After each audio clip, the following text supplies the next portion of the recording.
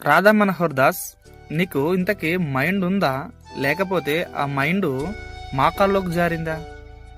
ఎప్పుడు చూసినా ఎక్కడ చూసినా ఏ వీడియోలు చూసినా కూడా నమ్మి బాప్తీసం పొందినవాడు రక్షింపబడును, నమ్మను వానికి శిక్ష విధింపబడును, ఆ యేసును నమ్మితే నిత్య జీవం అని మాట్లాడుతున్నావు కదా.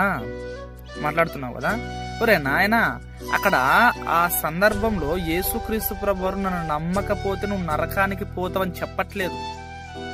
ఆయన ఏం చెప్తున్నానంటే, ఒరే నాయనా, నమ్మి బాప్తిసం అంటే, బాప్తిసం అనగానే నీ మార్గాన్ని మార్చుకోవటం, నీ ఆలోచనను మార్చుకోవటం, ఆవిడ గురించి మాట్లాడుతూ నీ ఆలోచన విధి విధానాలు మారితేనే నువ్వు రక్షింపబడతావు అని యేసుక్రీస్తు ప్రభువారు అక్కడ చెప్తున్నాడు. అంటే నన్ను నమ్మకపోతే నువ్వు నరకానికి పోతావు అని ఆ సందర్భంలో చెప్పలేదు.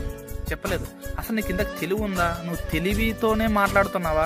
అసలు బైబిల్లో ఆ సందర్భం ఏంటి, ఆ విషయాలు అక్కడ ఎందుకు రాయబడ్డాయి, అసలు ఆలోచించే ప్రయత్నం చేయరా నాయన? అసలు నీ మట్టి మెదట్లో మరి ఆలోచన ఉందా, లేకపోతే ఆ ఆలోచన నీ మాకల్లోకి జారిందా? అర్థం కావట్లేదు.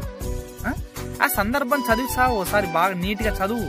నీకు నమ్మి బాప్తిసం పొందినవాడంటే వాని ఆలోచనలు, వాని పద్ధతులు, వాని విధి విధానాలు అన్ని మారితేనైనా నువ్వు రక్షింపబడతావు.